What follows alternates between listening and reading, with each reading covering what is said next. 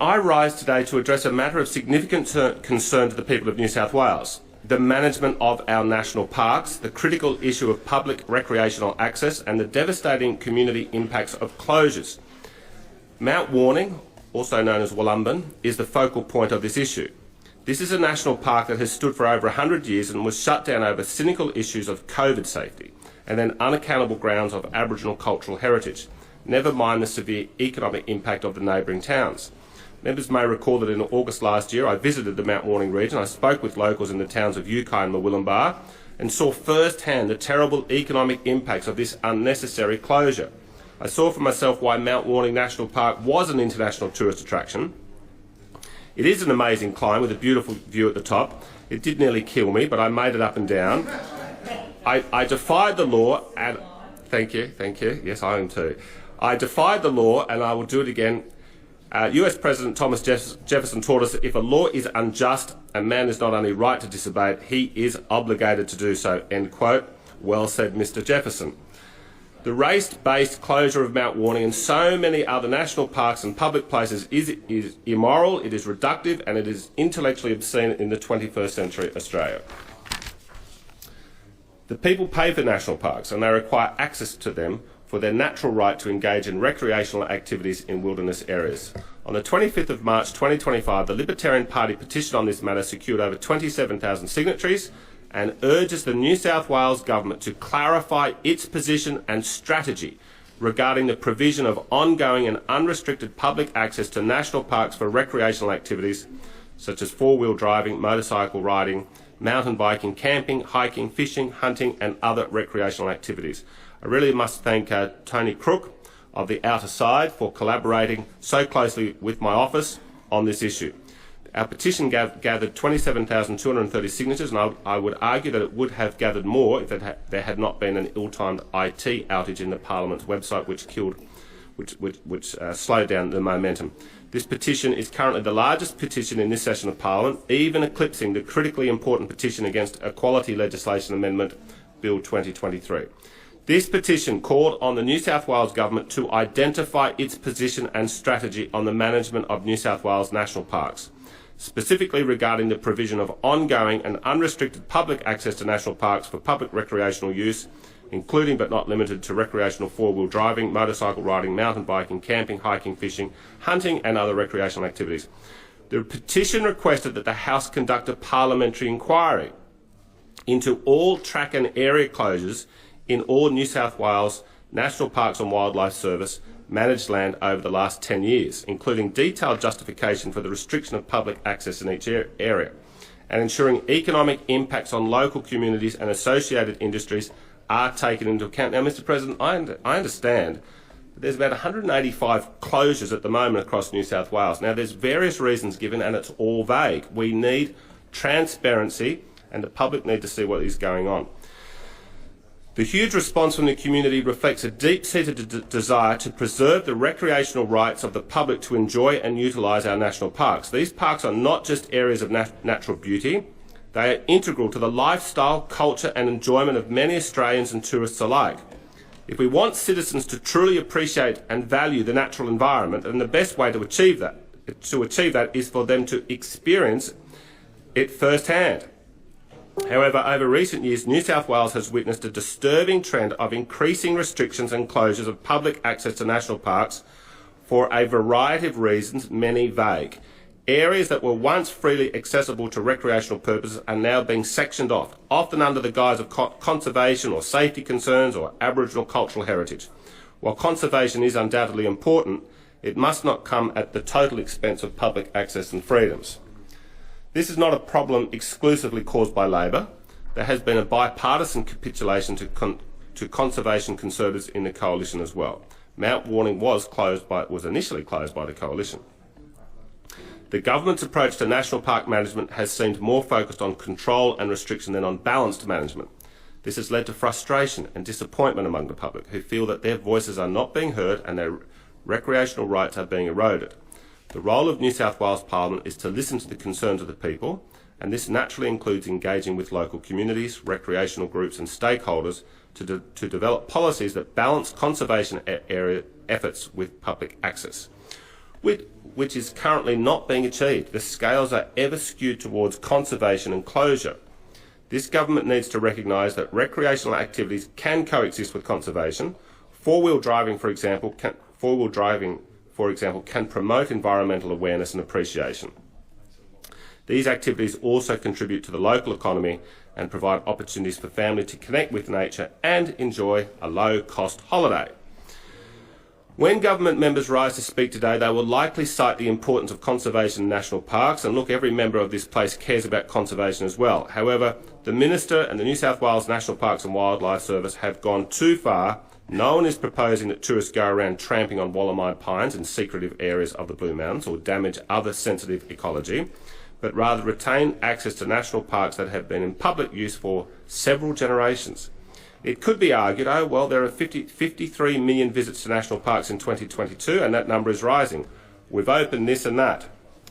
And while this is likely true, it doesn't reflect the reality experienced by millions of national park users who are being cut off from their preferred national parks, like Mount Warning.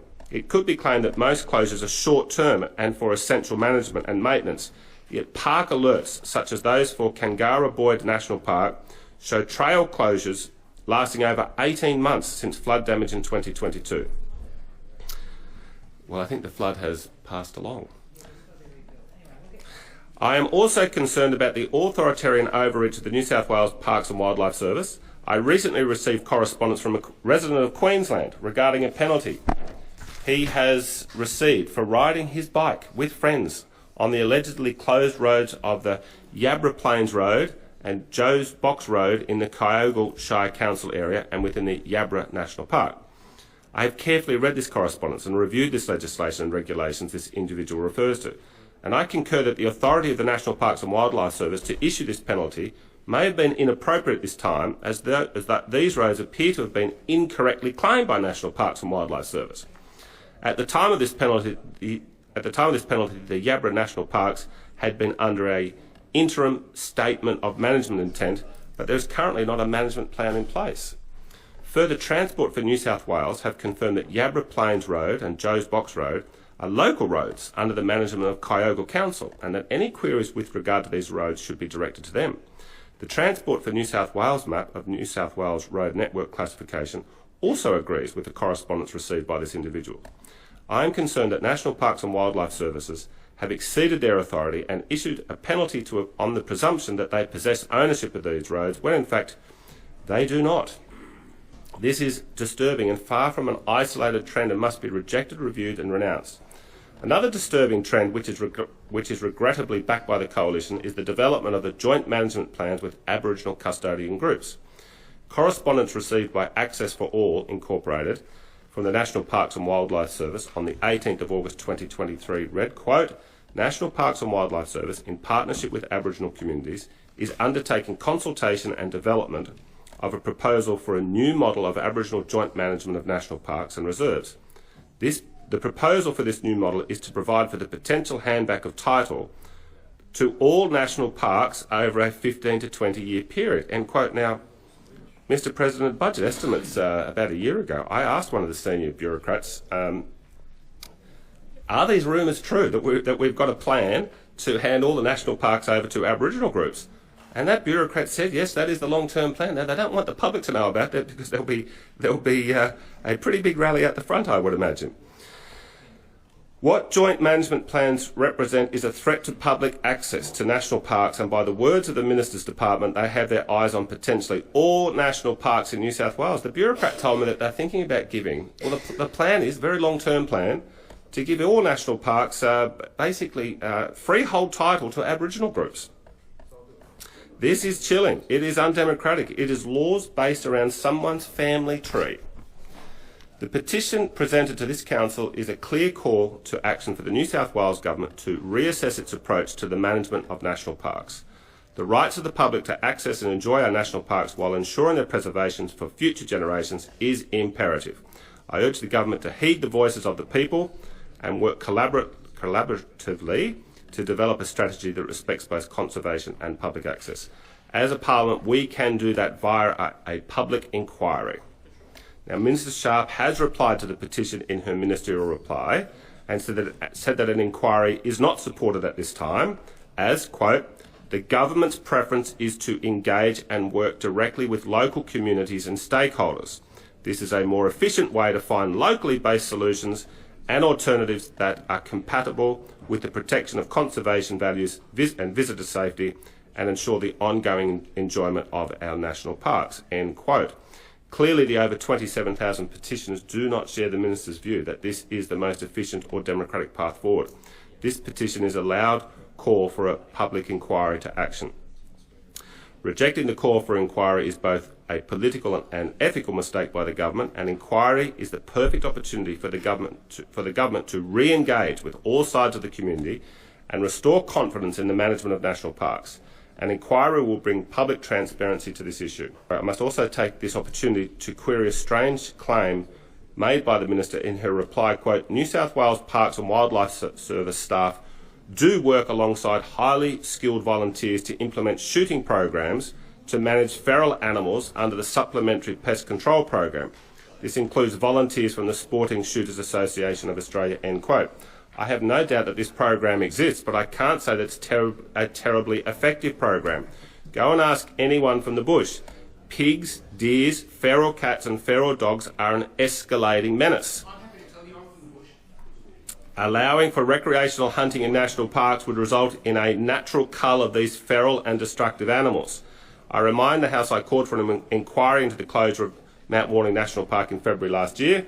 Minister Sharp assured me that the issue of closures versus reopening was still a live issue, that more time was needed to consult with the community and to pause my push for an inquiry. In goodwill, I obliged the Minister, but after a year we have seen no new developments on Mount Warning or any other national parks that have been closed. The time is now right for an inquiry into national parks, a parliamentary inquiry, more broadly, and I urge this House to the Honourable Mark Banasiak's recent call for an inquiry when it comes to the House, presumably next sitting week, and I thank him for introducing it. I urge that the people listening to this debate continue to make a noise as a quiet issue is a dead issue. Your elected members need to remember the national parks belong to you, the people, and must be accessible to all, not locked up, not restricted to special groups based on their racial ancestry. Parks for the people.